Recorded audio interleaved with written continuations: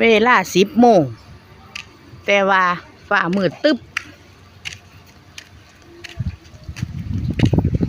ฝนสิมาแล้วนี่บางเช้าแดดให้ตากผ้าห่มค่ายแน่มืดตึ๊บเลยพายุอีหยังล่ะเขานกอยู่สายไฟเออนี่หยังล่ะบักลัง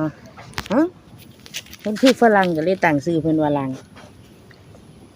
เอามาตัวนี้น้อยนักเลงประจำคุมนั่นเฝ้านำบ่ได้เลยนี่เฝ้านำบ่ได้เลยนี่บักลังอีตัวนี้มีลูกเพิ่นหั่นอีนางงามอีกี่บักลังมันซ่อนคือหยังนี่ปวดเฝ้านำบ่ได้เลยนี่เฝ้านำไปรถแน่นห้อย